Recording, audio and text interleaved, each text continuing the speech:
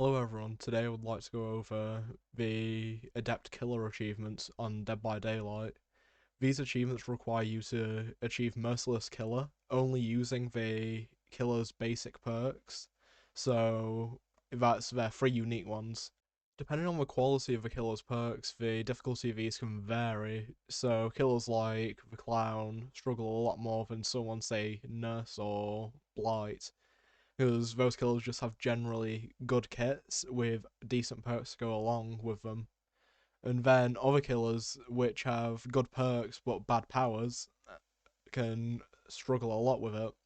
One quick note for when you go for your adept achievements is to not run a Mori, as these do not allow you to get the adept, as its classes bring in an offering. You can bring like blood point ones, and that's fine.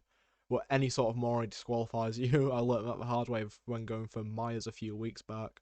One piece of advice that I would give is to not play nice against the survivors, as many of them take advantage of your limited perks or they kill you're being forced to play as, such as Trapper and Clown.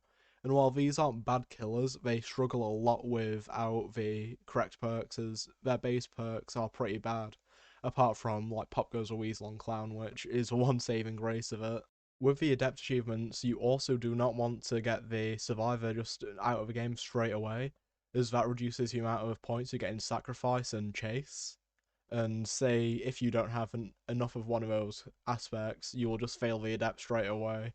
So try and have everyone get unhooked as many times as we can before they go down to the last hook state, as this will give you a lot more score in Sacrifice and Chase.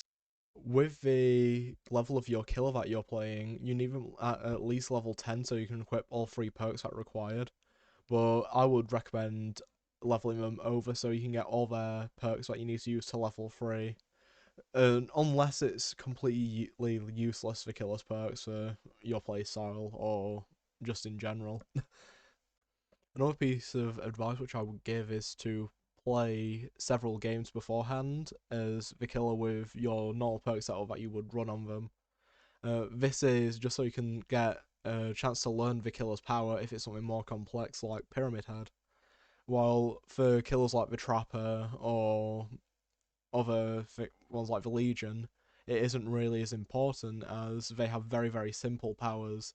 While yes, the Trapper can be complex in where you place the traps, the fundamentals are very, very basic. To help with slowing the pace of the game down, I would also recommend that you try and get one survivor out relatively quickly. You don't have to tunnel them, so to say, but if you see someone that you've already hooked, don't pass on the opportunity to hook them again, as the more survivors are alive, the faster they'll do generators, and the more pressure that they'll have on you. One outside to his playstyle is if you're playing on PC and have post game chat enabled, it can result in some quite amusing situations. If you're playing a ranged killer, I would also recommend bringing a map offering to some map which is good for you, so not like an indoor map, etc.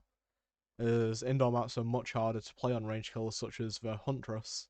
And if you're playing a stealth killer, I would also recommend bringing a map offering to somewhere like Midwich, as for Ghostface that can be quite a good map as there's a lot of corners to hide around to stalk.